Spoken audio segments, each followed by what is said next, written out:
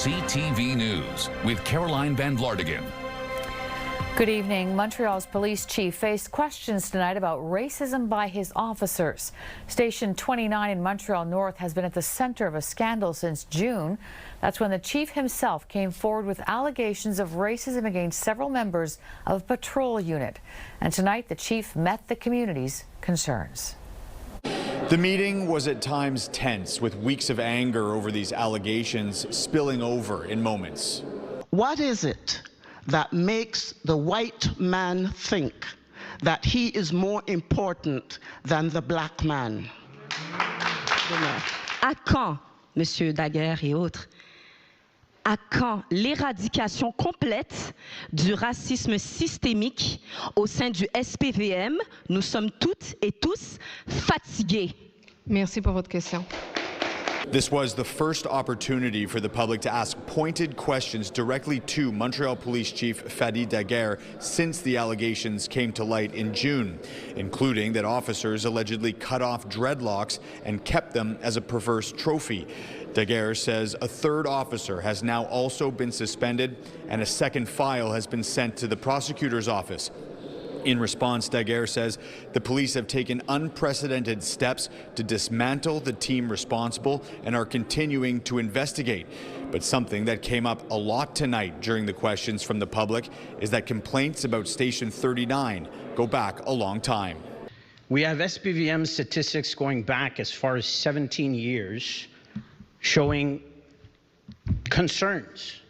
Multiple people also called for a public inquiry, something Daguerre says he is against for the time being. He says the police need time to finish their criminal investigations into the officers involved. But once that process is finished, he says he would be open to a public inquiry. The questions continued late into the evening. Here's how some people in attendance reacted to what they heard. He's saying what he have to say.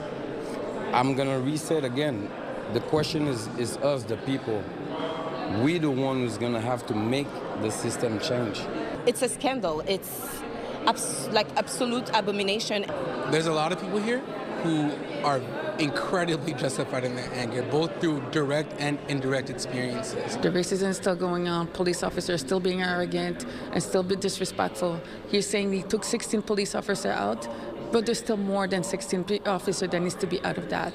For his part, Daguerre struck a conciliatory tone throughout the evening, even apologizing on several occasions.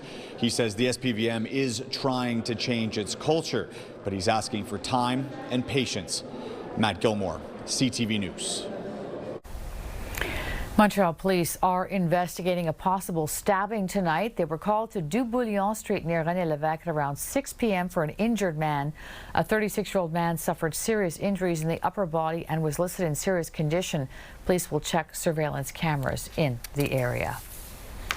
And police are also investigating alleged sexual acts at a day camp in Ahuntsic-Cartierville. The case involves a young girl and a minor who worked at the camp. The staff member has been removed from duty while police investigate. A Quebec man serving a life sentence for 6 counts of first-degree murder has died in prison. Steve Racine died in prison in Saskatoon. He was 62 years old. Racine pleaded guilty in September of 2002 to several drug-related murders that took place between 1990 and 2001.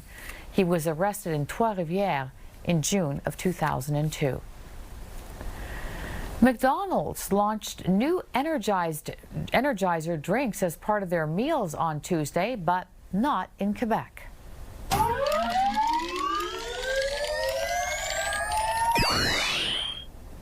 Sales of the Red Bull branded drinks are banned to anyone under the age of 16 in Quebec after the death of a teen. 15-year-old Zachary Morin was on ADHD medication when he died after drinking a Red Bull. McDonald's says the rollout in Quebec is delayed, not cancelled, while it tries to figure out how to comply with the Quebec law.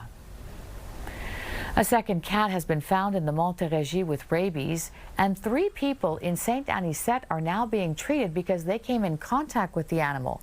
The cat was found on July 31st, 1 week after the first cat was found in Godmanchester. 139 cases of raccoon rabies have been reported so far this year. Montreal's largest borough, Côte-des-Neiges-NDG, has announced a new investment plan to boost business on several main streets. The borough says it will spend more than $170,000 on Sherbrooke, Victoria, Van Horn and Monkland. The plan is to help existing businesses attract new stores and restaurants and hold street festivals. The borough is also asking people for ideas. I think that Montreal in general, there's been areas where there's been a lot of pressure on businesses, and that's something that we've seen since the pandemic. So for us as an administration, we definitely want to reinvest back in our commercial arteries, and we want to be an administration that wants to help our commercial arteries. And so if it means that we have to invest in programs that, attract new businesses, of course, that's why we are doing this now. I think it's really important to understand that Côte-des-Neiges-NDG is a central borough. We have a lot of complexities. There's a lot of movement and transitions that take place. But with regards to our businesses, we want to find a way to keep them, anchored in our communities and find ways to keep them with us. The Welcome Hall mission is already helping people get ready for the school year. They're giving out thousands of backpacks full of school supplies. Here's Christine Long. Getting ready for a new school year can be fun. At this community event, 2,000 kids got to choose a backpack full of supplies. Does this backpack make you excited for school? Yes. The Welcome Hall mission has been hosting this event for 25 years, helping young students and their families prep for new challenges. We're giving out backpacks fully loaded with school supplies, but we're also providing parents with information about services here in the community that are available to them. We are really happy and excited. My kids also wait for today and they are really happy. I am really thankful. Back to school is the focus, yet some games and crafts made this event a community gathering. Montreal North is really a middle-class neighborhood, but it does have a large segment of people who live below the poverty line. A significant number of single-parent families, the highest level of people leaving school before graduating. Special guests like Alouettes players helped with the school is cool vibe. I love school. I was a great student, actually. I think they're feeling great about themselves and probably, start school with a little more motivation. Giving kids and their parents a boost for their back-to-school season. Awesome to have all the app, getting them prepared for school, the backpack, the accessories in it is a big load off my chest. So I'm so happy and I really appreciate it. With all the supplies sorted, the only thing left to do is manage the back-to-school jitters. What grade are you going into? 4. Yeah? Are you excited for grade 4?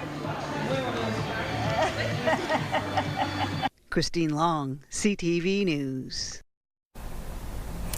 The latest Leger poll shows the PQ continues to lead in support, but it also shows many people are open to changing their minds. 30% of people polled supported the PQ, 24% said the Liberals, that's down 3 points from the last poll, and 20% said the CAQ.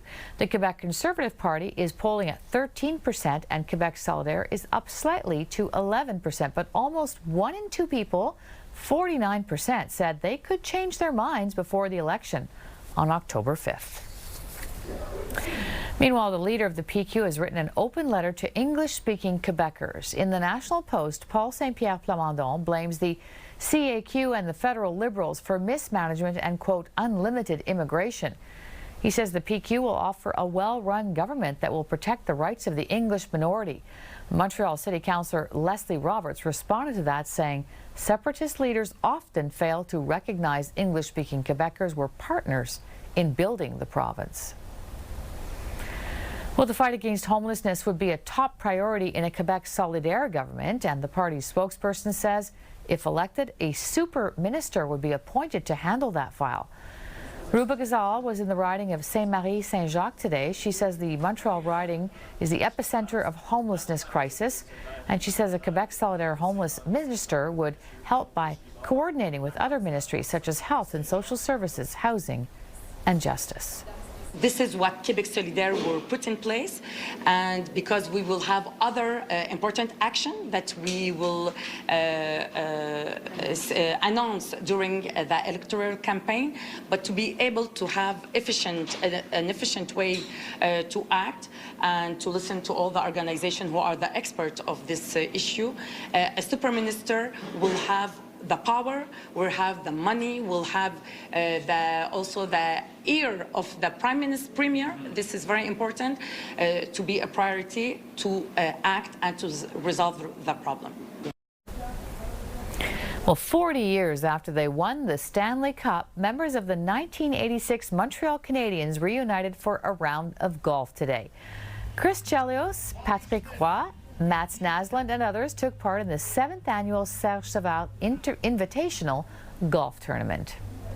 There's so much movement and there's so much money involved. It's really become more of a big business than it has a sport. And but it sure would be nice to see two Canadian clubs in the finals again. But I don't know if we'll ever see it. What are your best memories from 1986? I always say the parade we had at St. Catherine Street with 1 million people, and I have a picture of that in my house, and so that keeps reminding me of the great time I had in Montreal. And the tournament is a fundraising initiative that since its inception has raised more than $5 million for scholarships at the Université de Sherbrooke. Well, there's going to be a partial solar eclipse tomorrow. People living in Northern Europe and Greenland will be able to see a full eclipse, but here in Montreal, it'll be partial, with the moon starting to block the sun at around 12:50 p.m. For me, the way I try to look at this is to imagine, as you're watching the partial solar eclipse, is over the course of about an hour, hour and a half, you're going to see the moon move across the sun. So that black Pac-Man blocking out some of the sun. The thing that I'm trying to keep in mind during this time around is I am watching in real time the movement of the moon around the Earth. The moon goes around the Earth every month, and during the eclipse I can actually kind of witness that in real time. And the speed of the moon is about 1 kilometer every single second. So every second that I'm watching the eclipse tomorrow, I'm trying to imagine the moon whoosh, whoosh, moving 1 kilometer every single second. So partial eclipses, maybe they're not as cool as total solar eclipses, but there's little things you can kind of appreciate now that you're a solar eclipse veteran. Still ahead, you've heard of incels, but have you heard of femcels? Well, for several years now, we have heard about incels, men who are involuntarily celibate. They're sad and sometimes angry about that. But did you know that there are also a growing number of women out there who call themselves femcels? Here to shed light on femcels is Alexandra Zeidenberg, an assistant professor at the University of Montreal in the School of Criminology. Thanks for joining us, Alexandra. Thanks for having me. So I understand you and a colleague were studying incels when you decided to turn your attention to these women. How did you discover there was this group of women out there also not having sex, and had anyone ever talked about them before? For sure. My colleague Brandon Sparks and I were doing research on incels mainly, and as we were looking at forums, we noticed more and more mentions of femcels and women in these spaces. We have since done a study, but in the meantime, there was a bit of research that was coming out, mostly researchers who would go onto forums and take a look at what was being said on those forums. But we thought it was very important to speak directly with the femcels as well. Forums give you one kind of slice, one glimpse at the picture, but we do feel it's important to speak directly with them as well. Okay, so these women, like men who are incels, were talking amongst themselves on forums. But who are they, and are they women of all ages and living in different kinds of communities, or do they fit a profile? There isn't a lot of research that gives us an exact profile, but from being on these forums, I would say it tends to be younger women in their 20s and 30s, but there are women of all ages on these forums from all over the world as well, including Canada and other places in North America. So, rightly or wrongly, there's this idea that if a woman wants to have sex, all she has to do is go out there and she can find someone who's willing to have sex with her. So are women being more choosy about who to have sex with or not having it at all? And are these femcels involuntarily celibate, or are some of them actually celibate by choice? I would say generally femcels fall into two camps. There are the more traditional femcels that follow the ideology of looksism, which is the same ideology that incels follow, where they feel that their physical appearance is blocking them from having a meaningful relationship. There are another group of women who are sort of involuntarily celibate. They're involuntarily celibate because they feel that they are not able to get meaningful, respectful relationships that they would like. But overall, these women feel that even if they were able to go out and have sexual relationships or sexual encounters with somebody, they're not getting the types of relationships they want. Healthy, respectful relationships with people that they desire. There's been an awful lot said about the manosphere and misogyny lately. Is that feeding into this? I do think that it probably is contributing. There's a lot of discontent among women. There's a lot of men's rights influencers and influencers who try to help men get relationship. It's a real cottage industry that's sprung up of different podcasts and people out there giving advice. And I think a lot of that advice is maybe not what women want to see in relationships. There's a lot of advice to be very domineering, and I don't think that is particularly enticing to many of these women. But in the end, though, we only have 30 seconds left. Are the men that are incels and the women that call themselves femcels, are they kind of looking for the same thing? At the base, yes. Everybody wants healthy, happy relationships. The way that they go about it might be a little bit different. But overall, we're seeing a lot of loneliness and a desire for these relationships that people are being blocked from accessing. It's kind of a sign of the times, I guess. Very interesting to bring us up to date on this new category of women. Alexandra Zeidenberg, thank you so much for your time tonight. Thank you. Still ahead, why going back to the movies is back in style. Download the CTV News app and stay on top of local stories as they unfold. Increasing number of abandoned buildings. Customize your feed and watch live wherever you are. CTVMontreal.ca, your home for news. For breaking news and local news that matters to you, download the CTV News app right now by scanning the QR code on your screen using your smartphone. Or you can also go to our website, ctvnewsmontreal.ca. Weather brought to you by Gratian Scaff's 50th anniversary gift event. Get a complete second pair and sunglasses as a gift. Well, there's a chance of another passing shower or a risk of a thunderstorm tomorrow afternoon, but at least our temperatures will not feel sweltering hot. Today's daytime high may have been a seasonal 26 degrees, but with the humidex, it felt like 32 at times. Now the humidity is dropping out in the next coming days, and let's see what else we're dealing with in addition to that. So we'll start to see some clear skies overnight. We start our Wednesday off with a mix of sun and clouds, which we'll hold on to for pretty much the entire afternoon. However, into the afternoon, we have a 40% chance that that system is going to impact Montreal, along with the risk of a thunderstorm. It looks like by around dinner time that system has pushed eastwards. Montreal sitting under partly cloudy skies, and we hold on to that into the early morning hours, where once again we will start the day off with a mix of sun and clouds, but at this time it looks like we could see some showers and the risk of some thunderstorms as well on Thursday. So that seems to be the theme of the week. We will keep you posted and stay on top of that. Overnight we'll start start to see clearing, a 30% chance of showers, but that system has pushed eastwards. Montreal dealt with the majority of it throughout the late afternoon.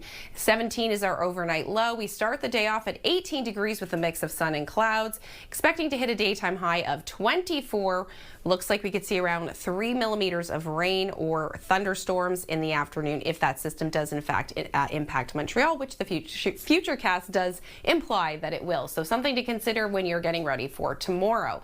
Here's our longer range forecast. Well, once again, Thursday we could see a small passing shower, risk of a thunderstorm. We're estimating around 1 millimeter of rain there. Come Friday, we're calling for a mix of sun and clouds and 23 degrees, so 3 degrees below seasonal, and we hold on to a little bit of a cooling trend over the weekend, but lots of sunshine on Saturday. We can see around 4 millimeters of rain on Sunday. We start Monday off with 1 millimeter of rain, and our temperatures start to go back to where they should be this time of year, a high of 25.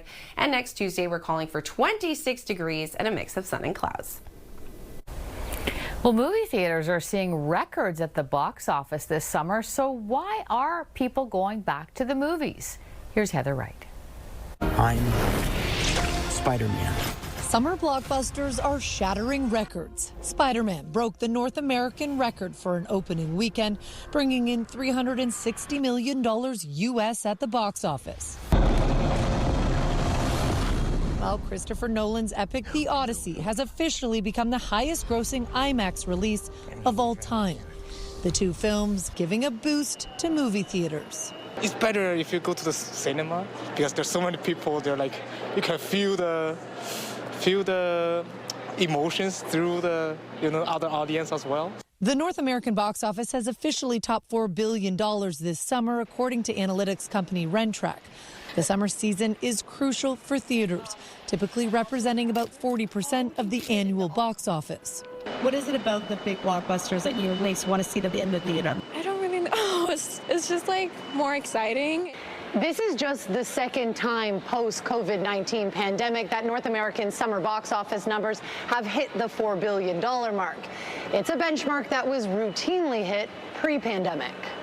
And the hope for theaters is that this is not just a blip, but rather a sustained return to seeing movies on big screens, devoid of the distractions that come with watching from home. I think that we are going to see people going back to theaters.